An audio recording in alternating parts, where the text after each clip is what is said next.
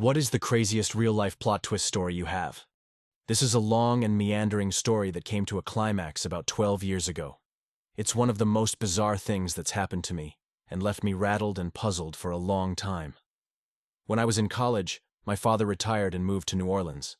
He had lived there in his 20s and 30s, and his two sons from his first marriage, my half-brothers, still lived there. He moved into a cool apartment complex with a swimming pool in the center courtyard, and a lot of sociable people his age. One of them was a retired Army general. I'll call him Tom. My dad and Tom were the same age, and both Korean War veterans. My dad had been in the Marines for 4 years during the latter part of the war, while Tom had stayed in and risen through the ranks. Tom had been to Ranger School and the Special Forces pipeline, and was a country expert for Korea. He was in Korea for most of the Cold War, training ROK Marines, gaming out Wobai 4-3 scenarios, and working closely with a large private corporation I'll not name here doing semi-spook stuff. He retired shortly before September 11th.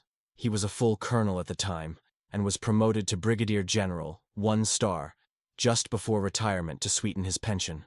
That was kind of a professional courtesy old boy club thing. After 9/11, the government expanded the Federal Air Marshal Service and asked Tom to come out of retirement lead the restructuring. They wanted someone who didn't have a parent command, and since he had been out of the Army for a year or so, he was a good candidate. They promoted him to Major General, 2 star, so that he would have clout among the other generals, GS-15 civilian employees, and private sector executives he'd be working with. Colin Powell pinned his 2nd star on him personally in the White House. At this time, I was in the Marine Reserve myself, and getting ready to graduate college. I'd not yet been called up for OF or OEF, so I was looking for my first grown-up job. My dad suggested that being an air marshal could be fun for a year or two, even if it wasn't exactly something I was interested in. I had a clearance and was an expert on the range, not mention I was a friend of the 2 star who was running the program, so I was maybe a step ahead of some of the other candidates.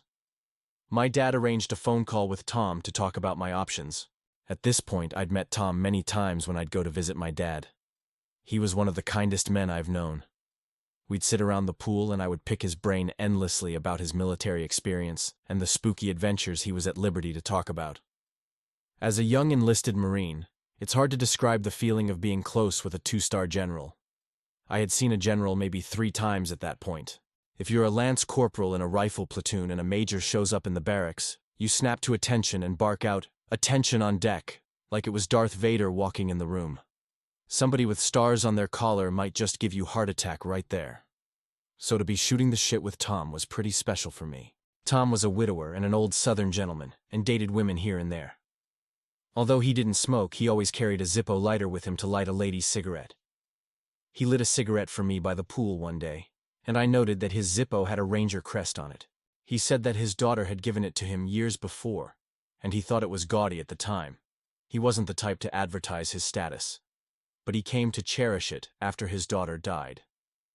She had been an avid equestrian and had died in a car accident in Costa Rica in the 70s or early 80s, while she was down there for some kind of riding event.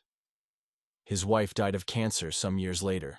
Tom's apartment was covered in photos of his daughter in riding gear. She was beautiful. The dated feel of the portraits, frozen in the 1970s, the quiet apartment, and Tom's outward sanguinity were all horribly tragic. At any rate, we spoke on the phone about the Air Marshal program. He couldn't answer a lot of my questions due to operational security, but we talked for about an hour. In the end, another job came up, and I didn't opt for the Air Marshal program. Still, my dad would give me regular updates whenever Tom would go back to New Orleans on leave. Once Tom told my father that they'd done computer simulations of a terrorist running up an airplane aisle, and the only part that stayed relatively motionless was the groin. Obviously, in an airplane you want to hit the target and not the fuselage, so they decided to aim for the groin as part of their doctrine. My dad was a physician and told Tom that there would be a tremendous amount of bleeding, and that would be a problem if they wanted to take anyone alive. Being a curious man, my dad set about coming up with a solution to this in his free time. He sketched out a sort of jockstrap with a hemostatic agent where the cup would be, and gave it to Tom. All in all, everyone loved Tom. He and my dad became very good friends in a few short years. Tom took my brother's kids to Saints games. They lived in family neighborhoods, where everyone was always sitting on the porch and visiting with each other in the summer. Tom would swing by some evenings, and my niece and nephew and all the neighborhood kids would come running, yelling, "Mr. Tom," as they do in the South. I was mobilized in 2004, and my father died shortly before I deployed to Iraq.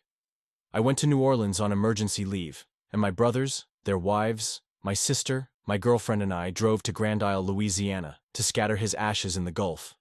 Tom wore his full dress uniform. After the ashes were in the water, Tom removed his white gloves and threw them in as well. I had not known this tradition before, but I was touched by it. He choked back tears and had a lump in his voice. Later, he took my sister and me to an expensive dinner at one of the finest restaurants in New Orleans, and told us he was always there for us, anything we needed, anytime. I fell out of touch with Tom after deploying and coming home. When Katrina hit, I called my sister-in-law Maggie to see if everyone was okay. I asked about Tom, and she said, "Oh my God, you didn't hear about Mr. Tom." I tensed up and said no. What happened? What she said settled over me slowly like slime. Maggie's neighborhood was underwater, and she, my brother, and her kids went to a friend's house on high ground. There were a dozen others there in the same situation. One of them was Tom's older sister, who would have been in her 80s. She and Maggie knew each other by name and reputation, but had not met until then. Maggie introduced herself and asked after Tom. His sister was worried, as she'd not heard from him since the storm. Maggie said, "Well, I wouldn't worry. I bet the government has a list of VIPs to check on, and Mr. Tom is surely on it." Tom's sister said, "Maggie, I don't know what Tom has told you, but not a general, not a ranger, no air marshal program, no Condoleezza Rice, no Colin Powell, no bleeding out through the groin problem for my dad to waste his time solving, no nothing. Tom was in fact a penny ante lawyer." What was true was that Tom's sister's deceased husband was a Korea vet, a ranger, a high ranker, and a spook.